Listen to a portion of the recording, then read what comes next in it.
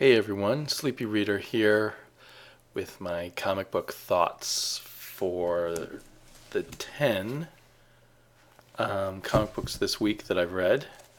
10 comic books from this week that I've read this week. And I put them kind of in order of preference, although there's only one that I wouldn't recommend to anyone else, although I'm going to keep getting it, which is Phantom Stranger. It's still part of a crossover. I've sort of gone in and out of Blight. I've been getting Phantom Stranger and sometimes picking up the other Blight books, and I kind of gave up at this point. And it feels so stretched out. I really wish, I so wish for DC and Marvel, but right now DC books that are not part of some kind of crossover. I still get a lot of pleasure out of the art here. I've just decided to keep getting Phantom Stranger. When I think about, something like Phantom Stranger is never going to be a huge seller. And you would think the only real route to making much money off of it is to have make it a cult book that's going to have some legs in the trades, to become a kind of book that people pass around to their friends and say, hey, you got to get this book in trades. What comic book should I read? Maybe you should read Phantom Stranger, to people who read just comics in trades. It seems to me by making a book like Phantom Stranger part of these endlessly extended, because I think he was part of Trinity of Evil, and now he's part of Forever Evil Blight, and now it's back to being just part of Forever Evil, I think. I lost the thread of my thought. But I think that they may gain, they may sell a few thousand more copies, I'm thinking, but at the cost of building a book that will have long-term legs. They may be selling a few extra thousand copies of the comic, and that they may be selling 20,000 less copies of the trade over the life of the trade that's going to come out afterwards, because it's so ephemeral. So yeah, of all I can really recommend that a lot of people would enjoy any of the other 9 books here in my little pile. But Phantom Stranger, if you're already getting it, if you have patience with all this stuff, it's an okay issue. It's continues to have kind of the vague stuff about God and devil-like creatures that it feels ill-defined. It is interesting that there's these 3 sons of Trigon. I like devil-like creatures who aren't really the devil. We've got the God who really is God, and the angels who really are angels and everything, and that's a little dicey to me. A great thing about comics also that I was thinking about while reading this is that they make things very literal and very concrete. And the problem with some of the choices they've made, again with the God and the heaven kind of stuff, is they're taking very vague concepts, making them concrete, but then making that concrete stuff vague because they can't go into too many of the details. So there's a bit of a mishmash there. Still, for some reason, I keep hoping, again, because I think I like the art. G.M. Matthias's writing, he tends towards wishy-washy mush of writing, but it's still quite a bit better than the writing on it before he got on the book. So anyway, I'm continuing to get Phantom Stranger. I've just talked about it too much because it's probably not worth most people even thinking about getting.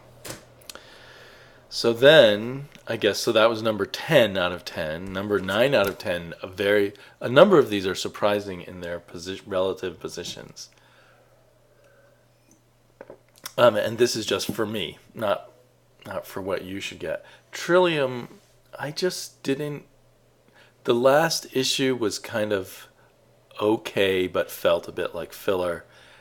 And by this issue, I felt kind of tired of the filler, and it's still, and I'm kind of copying from Ghost Critic because he already said it was kind of more filler. I mean, the couple eventually does reunite. I assume that's no spoiler. There's some cool imagery, but it's in the context of all the sort of time flipping and tripping we've got. It doesn't advance our understanding any better. We still get a lot of upside down pages. There are times when I had to, flip the book and then suddenly realize, oh, I've got to read this. Sorry, I've got to read that page first and then this page. So I've got to read this page first and then that page. But reading... No, see, I'm getting confused. Got to read this page first, then that page. Reading pages in reversed order when they're flipped. It just kind of... The flipping's gotten even worse, in my opinion. One neat thing is they gave us a key to translating the alien's language. So, I don't know. Maybe I'll go back and translate all the alien language in the book someday in my retirement. So, I feel bad kind of dissing Trillium because I've been thinking of it as one of my most favorite books this is issue 7. So for the first 5 issues, it was one of my favorite books. And then it's kind of fallen rapidly. If they can wrap it all up, or Jeff Lemire, I mean, it's a solo act, he can wrap it all up into some really cool package in this last issue, then it will change everything and the whole series will go back to being like this potentially classic series for me. But right now my hopes are gone down a bit. So that's number 9 out of 10. I was really looking forward to this. So number 8 out of 10. Again, the top 9 are all good. This She-Hulk was worth reading. It wasn't as good as the first issue. And I really dug the art in the first issue, and it kind of bothered some other people. Some aspects of the art started bothering me in this issue. People are a bit bothered by the way he draws her face, and I can see that, and I'm seeing that more with this issue, and people are bothered by the way she does his eyes, and it's almost like emphasizing that fact. But I think the whole effect of her face, as I think about it more, just makes her too kind of a certain type of face that just, I don't know, it just seems wrong for her as a character. I still see a lot of storytelling in the visual storytelling that I really liked, that really charmed me in the first issue, and the very bright coloring, which I really like. That just really works for this picture. But it does seem like her kind of weirdly chirpy face keeps popping out at me. I definitely like this. She's hiring a paralegal. I definitely like her face. She's a bit like an Asian Catherine Mannheim. Is that the name of that actress? Who had maybe played a paralegal also on a show. So there's lots of little curiosities in characters like this paralegal who always has a monkey with her, and the fact that she's in an office building that rents out to people with superpowers. They do mention that you can't get any insurance if you rent out to superpowers, and don't say how she deals with that. But there's other moments where this artist's ways of storytelling don't work for me. This page really kind of annoyed me. And then his big sort of screw you to the... So as I flip through here, I'm still seeing lots of this kind of storytelling that I do like, the visual way he tells stories. But there's a double page spread. I mean, this just doesn't seem doesn't seem to pay off to me.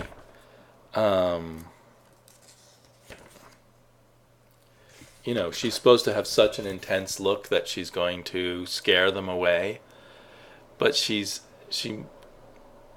throughout the book, I don't like the look of her face and her eyes, so it doesn't impress me. But then we go back to a lot of really good storytelling.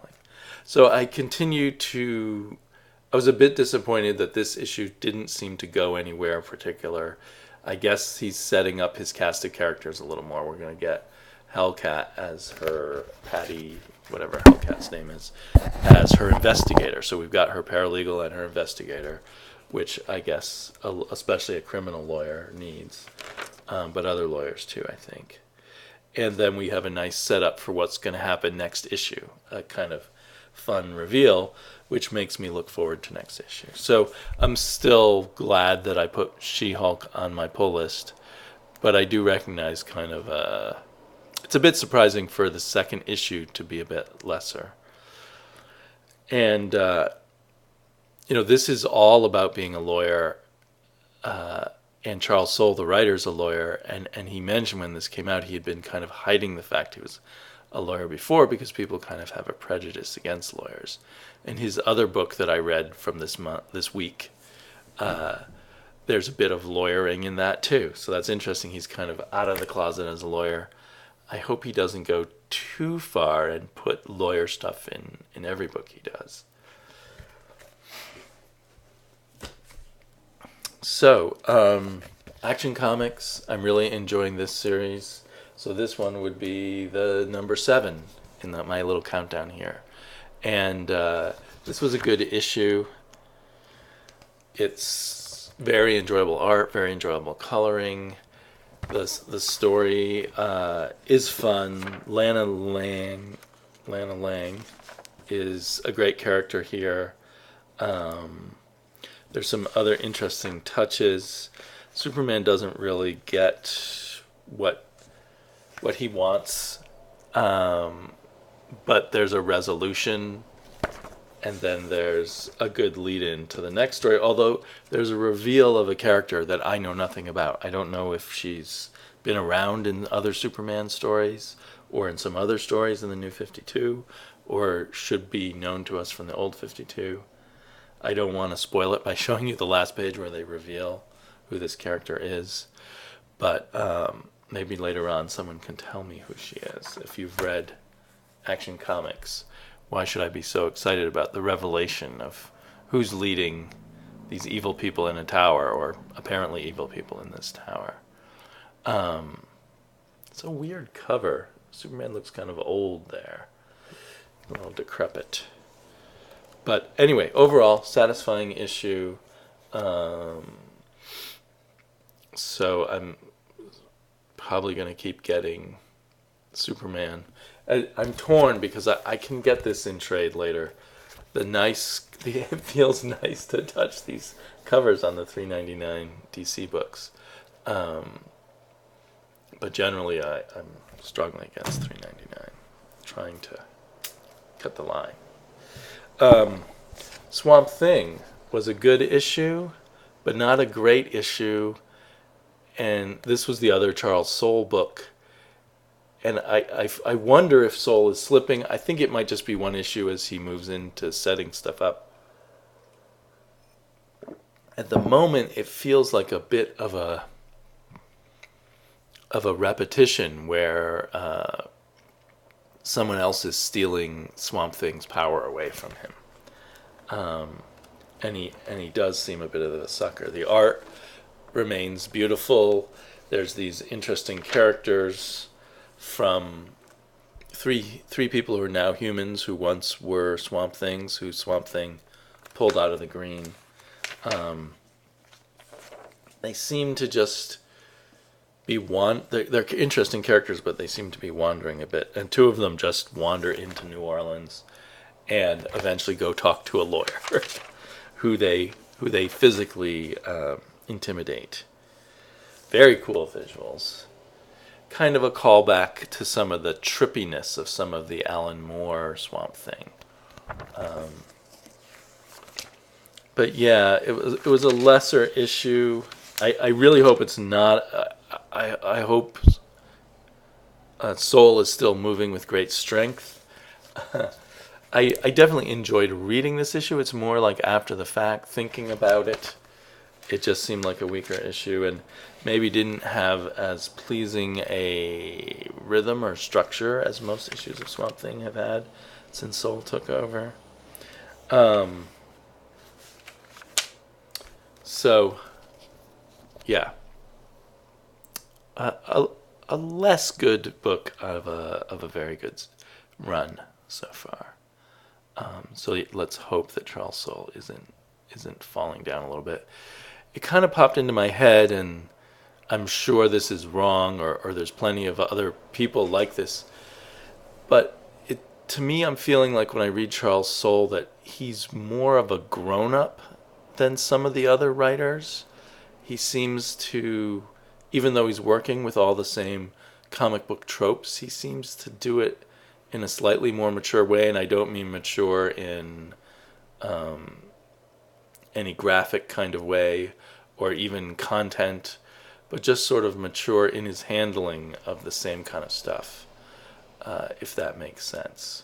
I don't really know what I mean by that. This was a really good issue of Loki Agent of Asgard. I wasn't expecting it to rank as high as it has in this little pile. Starts with speed dating, as a lot of people have mentioned. Introduces an interesting new character who can tell when people are telling the truth. And we've got a kind of casino heist situation with characters from Marvel's pantheon of mythological-based villains and heroes. And it just all works very nicely. The art's pretty decent. It's a very enjoyable issue, except for the cover. The covers are awful. But on a interesting little note, I didn't look like there was anything terribly violent in here, so I was reading it with my daughter in the room, and she came over, and I started telling her about the story, and then we read 2/3 of the comic book together, and she was able to enjoy it and get the humor on some level of the heist and Loki as a trickster and this funny situation about dating. So anyway, this is a very good book. I thought maybe I'd be dropping it with issue 2, but I'm definitely going to be buying more issues and very interested in where it's going to go. Although there's no callback to the big revelation of issue 1 at the end of issue 1. And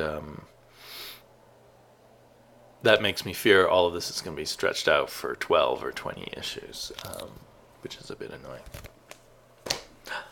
Another bit of a surprise. I mean, I expected to like this, but I liked it a lot more than I thought I would. Starlight #1 by Mark Millar and Goran Parlov. The cover's pretty cool, but it's by John Cassaday. And I like John Cassaday, but it doesn't give you the real flavor of the inside of the book, which is also very cool. But it's very Mobius European kind of feeling.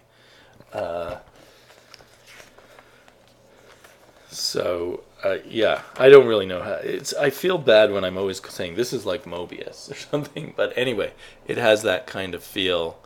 The artist has kind of a light touch with his ink somehow, but it still is very effective storytelling and nicely colored by Ives Forcina. So so far it doesn't seem to have any real shocking twist to it. You know, it feels fairly familiar of yet another story about an old hero coming out of retirement kind of thing, with a twist that he essentially was Flash Gordon, and then no one on Earth believes he had these adventures. But that's pretty cool. And then, at the end of this issue, we see that, of course, it was real, and he's going to go off and have more adventures, we assume. So, so far, looking to be a really good series, a really good fun series. And at least as far as this first issue goes, done just right with all the right touches. Nothing to blow your mind with originality, but just to have a lot of fun and enjoyable art. So now we get to the top 3 out of 10. So this was number 7. Number 8 would be Earth 2, and I probably didn't expect it. I mean, I expected to enjoy it, but I enjoyed it even more than I expected. This cover, though, must be like a editorial mistake, because it doesn't have anything to do with what we see inside. This character, Dr. Fate, who's gone kind of crazy, appears in a small panel or two, just saying crazy things in the background. Maybe there's a plot about him coming back. I've had people kind of spoil this a little bit before I read it, so I don't want to say too much about kind of some of the shocking things that happen into it. But it's just another very good issue. It does feel like this story, what the heroes are up against is so huge, and thousands or millions of people can get killed before they can stop these villains. I guess at one point they say only 100,000 of the world army's left, and that the world army had like 10 million in it, or 5 million. It's a very big army. But anyway, so we're seeing, real apocalypse, which I guess we can do because it's Earth 2 and not the regular Earth. But as the villainy is built up so high, I do worry that the solution to defeating the villainy will not live up to all of that intensity. It's kind of the cost of really long stories. The endings can never really live up to it. I wasn't even satisfied with the ending of The Lord of the Rings, although it was pretty good.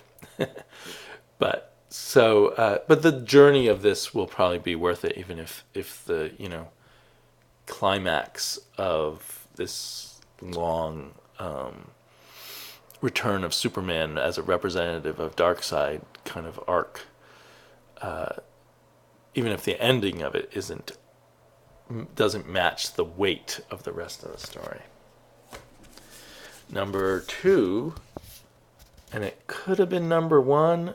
A lot of these could have been number 1. I mean, I was psyched for a lot of these books, some of which, like Trillium, I ended up disappointed in, or She-Hulk. Mildly disappointed. Anyway, Afterlife with Archie was very good.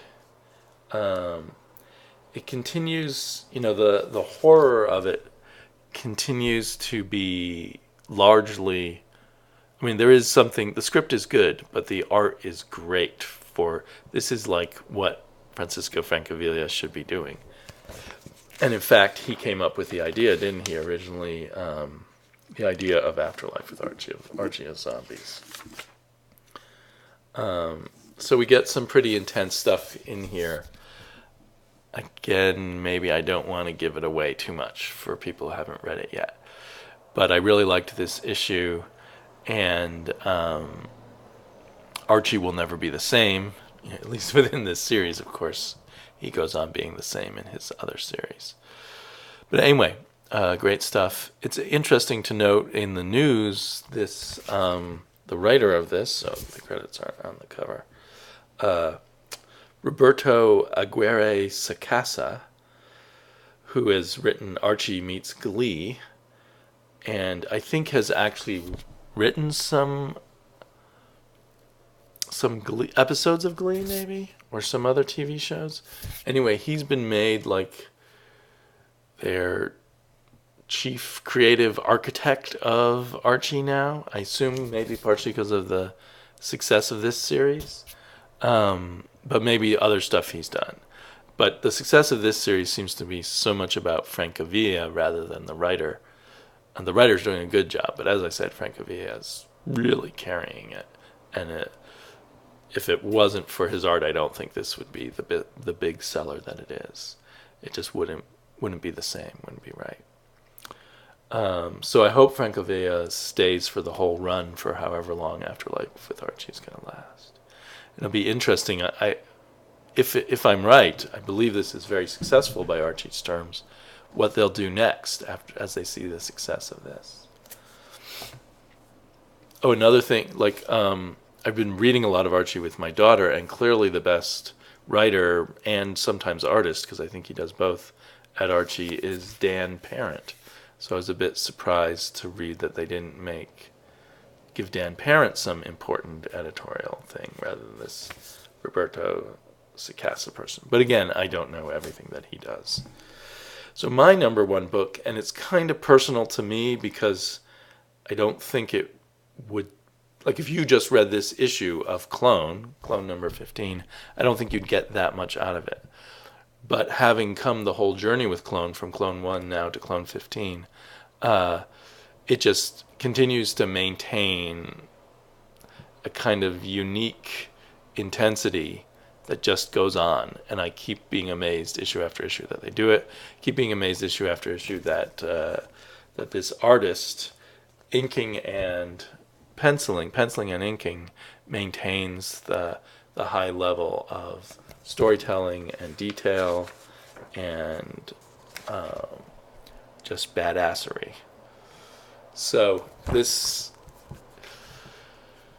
what would have been in other people's hands kind of just a transition issue, is still just a killer issue with twists and things I wasn't expecting. The cover really doesn't have a whole lot to do with it, except I guess there's some attempts to split up the man and the husband and wife. So I guess that's kind of what we're seeing on the cover here.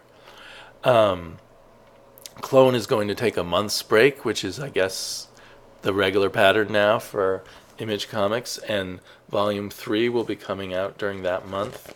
So the next issue will be back in May.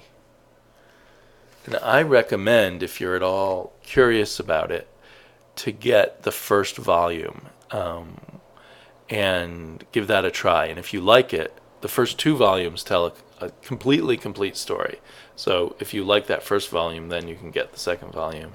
And they're not the $9.99 volumes like some Image things are, but they're $12.99, and I've seen them for like $7.50 on in-stock trades. So you could get the entire series up to now, up to this issue 15, for like $22 or something like that. $22.50. So that would be a great deal, a great read. But you can try I would suggest trying that first trade, because it's consistently one of my top series. Just kind of an amazing read. And I'm not someone who normally enjoys just a violent chase kind of story based on an evil government conspiracy. And if you just left it at that level, that's what this is. But it somehow transcends that totally while being kick-ass action all the time. And a very disturbing story. The most disturbing thing to me is an issue or 2 back, they gave away their baby to her mother, to the baby's grandmother, perhaps to never see their child again. And after all they've been through, that's so wrenching. And so that alone has me kind of on the edge of my seat, wanting to know what's going to happen next with the baby. And then there's their relationship, and that people get killed in this issue that you thought, well, maybe now they won't be killing off so many characters. Yeah. So intensity all around, still more mysteries, people who may be lying, people who may be telling the truth. Anyway, all kinds of interesting stuff. So, once again, I went for a half hour. Can't believe it. Oh well, I had fun doing it. So I hope those of you who made it to the end had fun listening to me. And I should have said at the beginning, overall, I mean, this was a great week of reading comics. Even the one that I can't recommend to anyone, I enjoyed reading it. All the rest of these I enjoyed reading. Just to different gradations of enjoyment. So, talk to y'all later.